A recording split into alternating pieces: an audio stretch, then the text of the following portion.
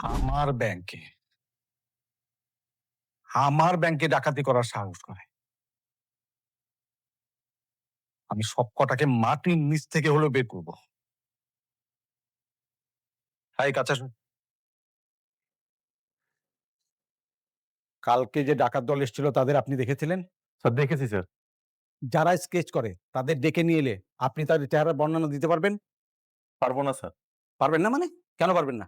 Sir সবাই তো বানর ছিল স্যার। বিয়ে করেছিলি, হ্যাঁ? মা আমার স্মৃতি যখন ছিল না তখন আমি বিয়ে করেছি। আর এই স্মৃতি আমার মেমোরিতে নেই। এই সম্পর্কের কোনো মূল্য নেই আমার কাছে। আর আমি যদি সজ্ঞানে কাউকে বিয়ে করতাম তাহলে আজকে আমি নিজেকে নিজে গুলি করে মেরে ফেলতাম মা। আমি আপনাদের টাকা নিয়ে এসেছি, আপনাদের ঘামের টাকা, আপনাদের কষ্টে উপার্জিত টাকা। মন্ত্রীর লোনের প্রলোভনে পড়ে আপনারা লক্ষ লক্ষ টাকা হারিয়েছেন। আমি আপনাদের সবার টাকা নিয়ে এসেছি। যান, আপনারা আপনাদের টাকা বুঝে নেন। যতটুকু টাকা আপনারা হারিয়েছেন ততটুকু টাকা নেবেন। গোলামের তো নেটওয়ার্ক আবারও চলে গেছে। মানে? মানে হইতেছে ওর যে স্মৃতিশক্তি আছে এটা তো উল্টে গেছে, সব ভুলে গেছে। গোলাম, তুমি আবারও সবকিছু ভুলে গেছো? আরে না, মুই বলতে যাবো কেন? মুই কিছু ভুলি নাই। এই লোকটা একটা পাগল, খালি উল্টাপাল্টা কি আজব কথাবার্তা বলে, এগুলো তো আমার পছন্দ হয় না। বলে তুমি নাকি আমার বউ লাগো, এটা কোনো কথা? এইসব কি নেওয়া যায়? যত সব পাগল লোক কথাকার।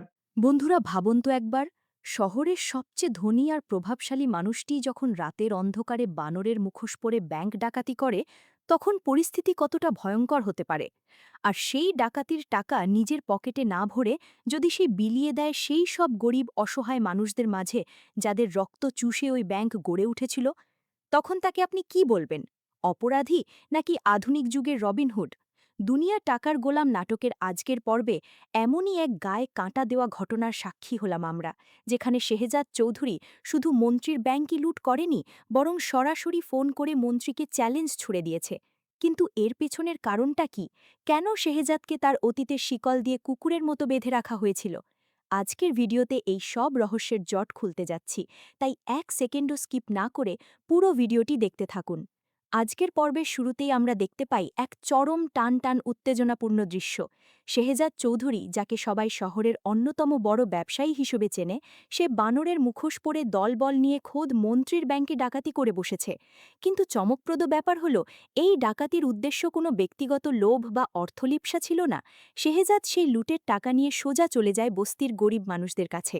সেখানে গিয়ে সে যখন মুখোশ খোলে, তখন উপস্থিত সবাই অবাক হয়ে যায়। শেহজাদ তাদের স্পষ্টভাবে জানিয়ে দেয় যে এই টাকা তাদেরই ঘামের টাকা, যা মন্ত্রীর লোনের প্রলোভনে পড়ে তারা হারিয়েছিল। সে বস্তির মানুষদের নির্দেশ দেয় যেন তারা ঠিক ততটুকু টাকাই নেয় যতটুকু তারা ওই জালিম মন্ত্রীর কারণে হারিয়েছে। বাকি টাকা সে গরিব দুঃখীদের চ্যারিটিতে দান করার নির্দেশ দেয়। শেহজাদের এই মহানুভবতা দেখে দর্শকদের মনে তার প্রতি এক অন্যরকম শ্রদ্ধার সৃষ্টি হয়। কিন্তু অন্যদিকে মন্ত্রীর অবস্থা তখন পাগলের মতো। নিজের ব্যাংকে ডাকাতি হয়েছে শুনে সে হিতাহিত জ্ঞান হারিয়ে ফেলে।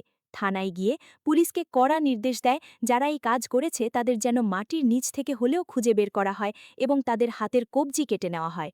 এদিকে গল্পের আরেকটা ইমোশনাল দিক ফুটে ওঠে যখন আমরা শেহজাদ এবং ফাতেমার সম্পর্কের জটিলতাগুলো দেখতে পাই। মন্ত্রীর স্ত্রী, যিনি শেহজাদকে অনেক পছন্দ করেন, তিনি হঠাৎ করেই শেহজাদের সামনে প্রস্তাব রাখেন তার মেয়ে ফ্রেয়াকে বিয়ে করার। এই কথা শোনা মাত্রই শেহজাদ যেন বারুদে পরিণত হয়। সে স্পষ্ট জানিয়ে দেয় যে মানুষের জীবনে বিয়ে একবারই হয়, আর তার বিয়ে ফাতেমার সাথেই হয়েছে। ফাতেমা এবং ফ্রেয়া যে একই মানুষ এবং তার স্মৃতি হারানোর কারণেই যে এই জটিলতা তৈরি হয়েছে, সেটা নিয়ে এক অদ্ভুত মনস্তাত্ত্বিক খেলা চলতে থাকে। স্মৃতি হারানোর কথা উঠতেই শেহজাদ যেভাবে রিয়্যাক্ট করে, তাতে বোঝা যায় এই মেয়েটির প্রতি তার ভালোবাসা কতটা গভীর এবং কতটা যন্ত্রণাদায়ক। অন্যদিকে শেহজাদ আর মন্ত্রীর মধ্যকার দ্বন্দ্ব এবার এক নতুন রূপ নিয়েছে। শেহজাদ সরাসরি মন্ত্রীকে ফোন করে এমনভাবে কথা বলে যেন সে তাকে নিয়ে খেলছে। মন্ত্রী যখন তাকে ব্যাংক ডাকাতির কথা বলে সাহায্য চায়, শেহজাদ তখন হাসতে হাসতে মন্ত্রীকে চ্যালেঞ্জ করে বলে যে প্রমাণ ছাড়া তাকে ব্লেম করা উচিত নয়। আর পরক্ষণেই আবার স্বীকারও করে নেয় যে হ্যাঁ, সেই ব্যাংক ডাকাতি করেছে। মন্ত্রীর মুখের উপর এমন সরাসরি চ্যালেঞ্জ ছুড়ে দেওয়ার দৃশ্যটি ছিল পর্বের অন্যতম সেরা একটি টার্নিং পয়েন্ট। তবে আজকের পর্বের সবচেয়ে হৃদয় বিদারক এবং ক্লাইম্যাক্স দৃশ্যটি ছিল যখন মহসিন চাচা নামের একজন অসহায় পঙ্গু মানুষ শেহজাদের কাছে আসে।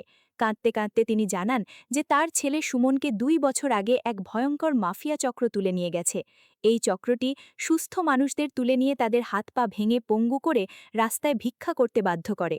মহসিন চাচার কান্না আর আকুতি দেখে শেহজাদের চোখের জল আর বাঁধ মানে না। সে কথা দেয় যেভাবেই হোক সে সুমনকে খুঁজে বের করবে। আর এরপরই আমরা দেখতে পাই শেহজাদের সেই ভয়াবহ অতীত।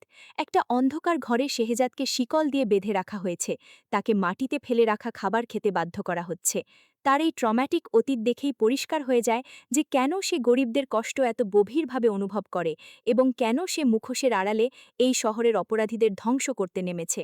পরবর্তী পর্বের কথা যদি বলতে হয়, তবে আমার মনে হচ্ছে সামনে এক বিশাল ধ্বংসলীলা অপেক্ষা করছে। পরিস্থিতি দেখে মনে হচ্ছে শেহজাদ এখন সেই ভিক্ষুক মাফিয়াদের আস্তানা খুঁজতে বের হবে। হতে পারে আগামী পর্বে আমরা শেহজাদের এক ভয়ঙ্কর এবং রুদ্র মূর্তি দেখতে পাব, যেখানে সে সুমনকে উদ্ধার করার জন্য ওই পাচারকারীদের আস্তানা গুড়িয়ে দেবে। আমার ধারণা শেহজাদ যখন সুমনকে খুঁজতে যাবে তখন এমন কোনো সত্য সামনে আসবে যা সরাসরি মন্ত্রীর দুর্নীতির সাথে যুক্ত থাকতে পারে। সম্ভবত ওই ভিক্ষুক সিন্ডিকেটের পেছনেও কোনো বড় রাজনৈতিক হাত আছে যা শেহজাদের রাগকে আরও বাড়িয়ে দেবে। অন্যদিকে মন্ত্রীও চুপ করে বসে থাকবে না। শেহজাদ যে তাকে সরাসরি চ্যালেঞ্জ করেছে সেটার প্রতিশোধ নিতে সে নিশ্চয়ই শেহজাদের কোনো দুর্বল জায়গায় আঘাত করার চেষ্টা করবে। হতে পারে ফাতেমা বা ফ্রেয়ার স্মৃতি ফিরে আসার ক্ষেত্রেও বড় কোনো চমক আমরা দেখতে পাব যা শেহজাদের জীবনকে আরও জটিল করে তুলবে। বন্ধুরা, আজকের পর্বটি আপনাদের কাছে কেমন লেগেছে এবং আগামী পর্বে শেহজাদ কিভাবে ওই ভিক্ষুক মাফিয়াদের শায়েস্তা করবে বলে আপনারা মনে করেন তা অবশ্যই কমেন্ট করে জানাবেন। ভিডিওটি ভালো লাগলে একটি লাইক দিন, বন্ধুদের সাথে শেয়ার করুন এবং চ্যানেলটি সাবস্ক্রাইব করে বেল আইকনটি অন করে রাখুন যাতে আমাদের পরবর্তী কোনো আপডেট আপনারা মিস না করেন। দেখা হচ্ছে পরের ভিডিওতে। ভালো থাকবেন সবাই।